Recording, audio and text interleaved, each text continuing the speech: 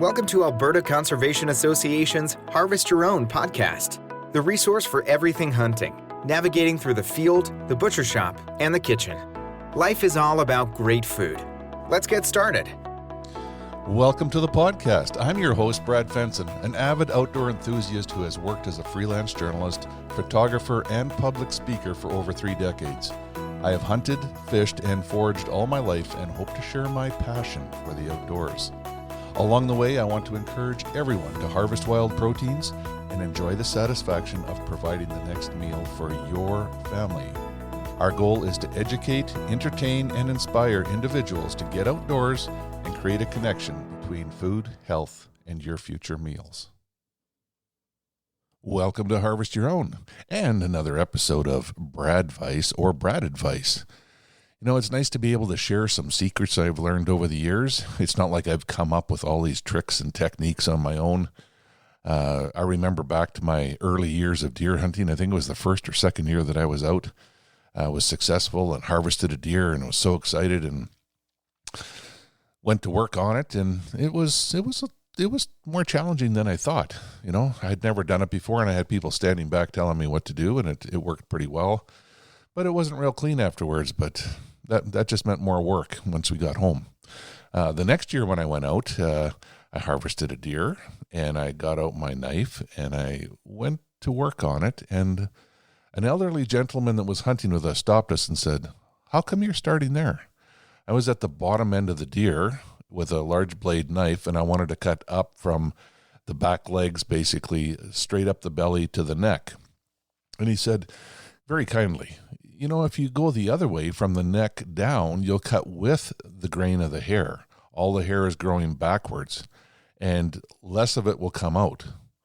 And it was a real turning point for me. It's things that you realize with a little bit of advice, what a difference it makes. So anyone that hunts big game and you were taught or figured out how to field dress your deer and start at the bottom and cut against the grain of the hair, it's a little technique. Try it when you go out. Start at the top end and work down. Get your blade under the skin and cut up, and you'll be amazed at how little hair actually comes out of the hide when you're skinning or field dressing. So whether you're opening up the belly to field dress or working up the back legs or even the front legs, if you cut with the hair the way it grows, you're going to see a whole lot less of it come out onto the carcass. Now, other techniques. We're going to talk about how to have the best tasting venison possible. I think that's a really important topic, and I hear that as a concern from a lot of hunters. You know, I really like hunting deer, but my family isn't real fussy about it, or they don't like it, or, you know, if I make sausage, everyone will eat it. But their venison is wonderful, and if it's cooked properly, I think anybody would eat it and enjoy it. And part of the process when you harvest a deer is to get it to cool down quickly. I've always followed the principles of a commercial abattoir that would commercially harvest domestic livestock and how they handle meat. You know, it's a quick kill, and they bleed them out right away. They skin them, they cool them down, they dress them, and then they get them right into a cooler. And there's a reason for that, because you stop any bacterial growth as soon as possible by cooling a carcass down. Now, it's easy in November when it's minus 25, but earlier in the season, it can be challenging, and we don't always have cooler temperatures in early November. So cool it down quickly. That might mean taking a cooler with you with some ice and skin it out, field dress it, break it down into quarters. Or with the concerns we have with CWD, you know, they're saying process the animal where you shoot it. Don't move any of the contents, the spinal cord, the brain, the head stuff. So, you know, if you're out hunting mule deer and you bone it out in the field, take game bags. There are ways to make sure you do everything legally. You have to leave one hind leg bone in the 1/4 where your tag is and evidence of sex, but it's quite easy to do, and it really reduces the amount of work you have to do at home. Again, keep it really clean. Cut with the hair, skin the hide back, and use it as a clean table to work on when you're trying to do your meat. You know, anyone that listens to Harvest Your Own on a regular basis knows that we had a discussion with the Krause brothers, Rudy and Bernie. And Rudy is a real stickler when people bring meat in, and if it's not clean and got hair and leaves and stuff on it, he'll let you know firsthand that it isn't acceptable, that you could do better. And I think that's great. There's different ways of getting a message across, and this is why we're doing a BrAdvice today, is to give you some advice to get it done properly and to be proud of the work. I think that's a big part of what hunting is. For me, to finish a hunt and to be able to process all the game and close my freezer lid at the end of it, that's the real closure for my hunt. So taking good care of it is critical, and cooling it down just makes sense. It stops bacteria. It makes sure that you're going to have the best quality meat. So part of that process is skinning them out.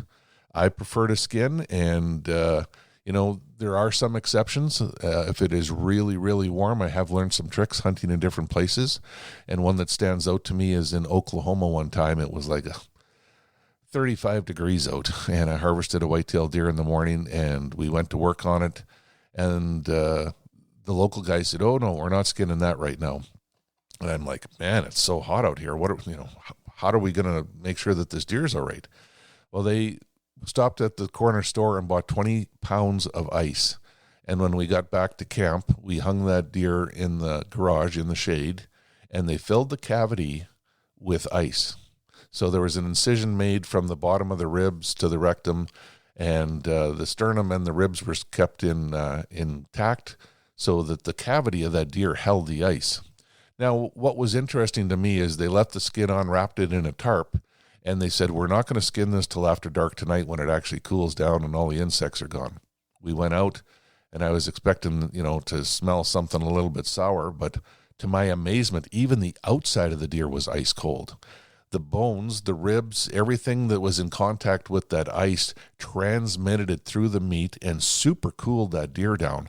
We skinned it out, and it was absolutely perfect. So again, little tips, tricks, techniques that I've learned over the years from different places can make a huge difference. Now, we did a podcast with a couple fellas that were supposed to talk about hide on or hide off on a deer, and it turned into our famous ramblings episode, and that question still lingers. Hair on or hide off? A lot of people like to leave the hide on if it's really cold or cool because it keeps it clean. The meat's still going to cool down, and when you skin it, there's no dry skin on the meat that you have to trim off. Others say that you need to get the hide off right away because there's a lot of dirt in there and other things, and it can potentially create more bacteria growing in the meat. I think that either process works well as long as you ensure that everything is clean, and if it works for you and you have good tasting venison, skin on, skin off. That's hard to make that call. Another big one is when you're trimming or cutting your own animals. And if you don't cut your own animals, even if you get them back from the butcher, if they have a thick piece of fat on them, I'd suggest trimming it off. It's not really fat. It's tallow. It's very waxy in nature. It makes great soap and great candles and stuff like that, but it really has a different flavor. Same with bones, especially in deer. If you cut through them, the marrow actually has a very similar taste to the fat. So people that have problems with, they call it gamey or strong tasting deer, if you're leaving the fat on or cutting through bones and exposing that tallow in the bone, that can really impact the flavor of your meat. So consider just using a knife, bone them out. And there's another benefit there is that it takes up a whole lot less freezer space when you actually pack it all away, which makes a big difference. Now, another one is the silver skins. If you're butchering on your own, try to remove as many of the silver skins as possible, especially the big heavy ones. And I'll use the shanks as a good example. A shank, you would spend 3 hours dissecting one of them to try to get out all of the silver skins. But if you have a look at them, some of them are really fine and thin in nature, and some of them are very thick. Those fine ones actually cook into a collagen and gelatin at when they're brought up to temperature. So things like shanks, when you cook them long and slow, all that silver disappears. Now, when you're doing the outside rounds and stuff like that, and you've got a really heavy gristle line or silver skin, those ones you have to take off. They do not break down, and if you leave it on the edge of a piece of roast that's carved or a steak, people are not going to appreciate it. You're not going to chew it. It's going to ball up in your mouth and you're going to have to take it out. So watch the silver skins. A lot of people also say with Canada geese and speckle bellies and stuff, they really trim the breasts out well, take the silver skins out, and they can do anything with them. Stir fries, grind it up, and it's wonderful. So the silver skins can also make a big difference in terms of your meat quality. Once you have it all processed and in the freezer and things are frozen, I'm going to give you the number one tip that I have for making all wild game taste better. And this is from my long-term buddy, Cam Morrison. Take a knife and score your packages, whether it's a plastic chub of ground meat or the butcher's paper, or even if you have it like I do in a plastic wrap or resinite wrap first and then in butcher's paper. Cut one end open, put an X on it so that it exposes right to the meat while it's frozen. Put it in a colander, set it in a bowl, and let it thaw on its own. You will be amazed at the amount of fluid that comes out of the meat. It isn't blood, even though it's red. It's a myoglobin. And if you smell it, it has kind of a sweet, almost like a musky smell to it. And that will give your meat a gamey flavor as well.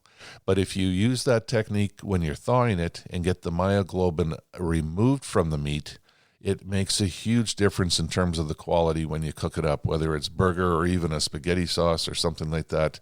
It's going to be a game changer for a lot of people.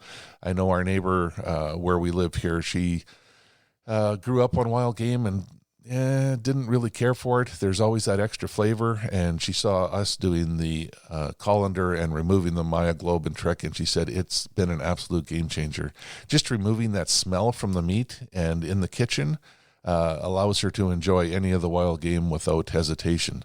So some wonderful tips and tricks, and maybe you have some. If you do, send us a note. We'd love to hear from you, and we'd love to provide more information for our fellow hunters to enjoy the outdoors, enjoy their passion, enjoy the meat, and make sure that their family and friends also enjoy it. So thanks for tuning in to Harvest Your Own and a little Brad advice, and I hope that you enjoy a lot better venison this year by incorporating a few of our tips and tricks.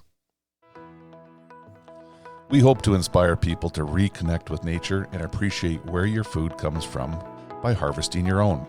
For more information on getting started or to learn specifics about the Field to Fork experience, visit harvestyourown.ca and follow on Facebook and Instagram.